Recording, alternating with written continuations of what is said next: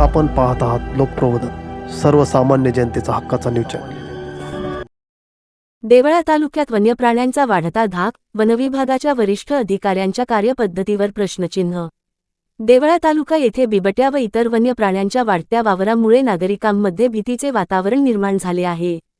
तालुक्यातील गावांमध्ये बिबट्याचे दर्शन, हल्ल्यांच्या घटना तसेच रानडुकरांकडून पिकांची नासधूस यामुळे शेतकरी मोठ्या आर्थिक संकटात सापडले आहेत. सततच्या नुकसानीमुळे सामान्य जनता आणि शेतकरी वर्ग त्रस्त झाला आहे. या पार्श्वभूमीवर वन विभागाच्या कार्यपद्धतीबाबत नाराजी व्यक्त होत आहे. नागरिकांच्या म्हणण्यानुसार वन विभागातील वरिष्ठ अधिकारी श्री जाधव हे कार्यालयात नियमित उपलब्ध नसतात आणि तक्रारींना अपेक्षित प्रतिसाद मिळत नाही.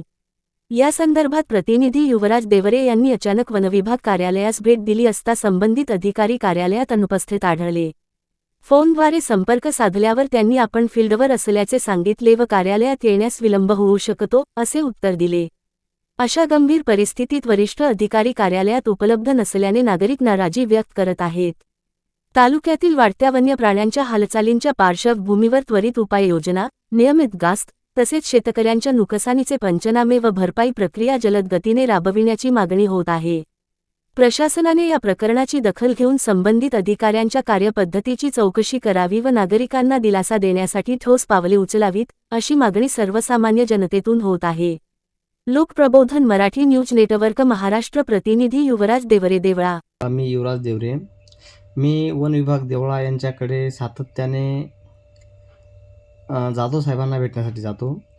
मात्र मला ते ऑफिसला दिसून येत नाहीत. फोन केला असता त्यांचं उत्तर असतं की मी फील्डवरती आहे, आत्ताच निघून आलो, 2 तासात येतो, 4 तासात येतो, असे कायमस्वरूपी त्यांचं हेच वाक्य असतं. त्यामुळे आम्हाला संभ्रम निर्माण झालेला आहे.